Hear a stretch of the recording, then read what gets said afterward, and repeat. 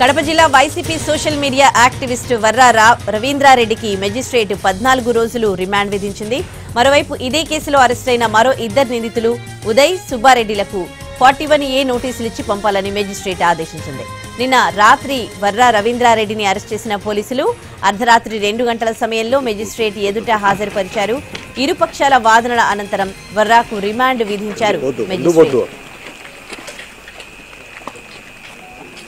అంతకుముందు వర్రా రవీంద్రారెడ్డి తనకు జరిగిన అన్యాయాన్ని మెజిస్ట్రేట్ కు తెలిపారు. అరికాళ్లపై కొట్టి తొడలపై కాళ్లతో ఎక్కి తొక్కి పోలీసులు టార్చర్ చేసినట్లు చెప్పారు. అంతేకాదు విజయమ్మతో పాటు వైఎస్ షర్మిల, సునీతపై పోస్టులు పెట్టినట్టు ఒప్పుకోమని టార్చర్ చేశారని వివరించారు. అవినాష్ రెడ్డి పేరు చెప్పాలంటూ టార్చర్ చేశారని మెజిస్ట్రేట్ కు విన్నవించుకున్నారు. ఒకవేళ ఒప్పుకోకపోతే కుటుంబంలోని మహిళలపై వేధింపులుంటాయని పోలీసులు వార్నింగ్ ఇచ్చారని మెజిస్ట్రేట్ కు చెప్పుకున్నారు వర్రా రవీంద్రారెడ్డి. అంతేకాదు తమ మాట వినకపోతే ఎన్కౌంటర్ చేయడానికి కూడా వెనుకాడమని పోలీసులు బెదిరించారని తెలిపారు. అయితే వర్రా రవీంద్రారెడ్డి చెప్పిన స్టేట్మెంట్ అంతా మెజిస్ట్రేట్ రికార్డ్ చేశారు.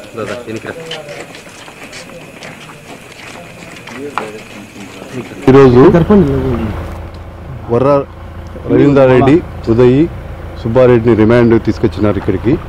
నిన్న రాత్రి 11:30 గంటలకు అరెస్ట్ చేసినామని రిమాండ్ తీసుకొచ్చినారు.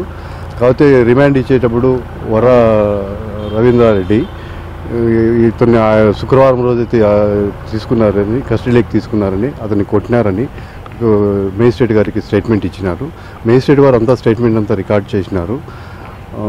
చేసి అతని మాత్రం రిమాండ్ ఇచ్చినారు. మిగిలిన ఇద్దరికి 3 సంవత్సరాల లోపల నేరం కాబట్టి వాళ్ళిద్దరి మీద రిమాండ్ రిజెక్ట్ చేస్తూ 41 నోటీస్ ఇవ్వమని పోలీసు వాళ్ళకు డైరెక్ట్ ఇచ్చినారు. రవీంద్రారెడ్డి గారిని సబ్ జైల్లో సెంట్రల్ ప్రిజన్లో సూపరింటెండెంట్కు డైరెక్షన్ ఇచ్చినారు. రేపు పొద్దున్నే మెడికల్ టెస్ట్ చేసి ఏమైనా గాయాలు ఉన్నాయో లేదో గుర్తించి రిపోర్ట్ ఫైల్ చేయమని చెప్పినారు. అంటే వేరే కోర్టుకు అడిగినారు, ఇక్కడ ఏదో థ్రెట్ ఉంది అతనికి కాబట్టి వేరే జైలుకి అడిగినారు. ఇది సెంట్రల్ ప్రిజన్ కాబట్టి ఆడ సూపరింటెండెంట్ ఉంటాడు. రేపు మెడికల్ టెస్ట్ కూడా చేపియాలి కాబట్టి ఇక్కడ ఫస్ట్ రిమాండ్ ఇక్కడే. అది కాక SC/ST కేసు ఉంది, కోర్టు కూడా ఇక్కడే ఉంటుంది కాబట్టి సెంట్రల్ ప్రిజన్కి మేడం గారు. వర్రా రవీంద్రారెడ్డి అనేవాడు ఈ రాష్ట్ర ముఖ్య నేతల యొక్క కుటుంబ సభ్యులు, మహిళా కుటుంబ సభ్యులనే వాళ్ళని గురిపెట్టుకుని మరి ఇతని యొక్క కార్యకలాపాలు సాగిస్తాడు.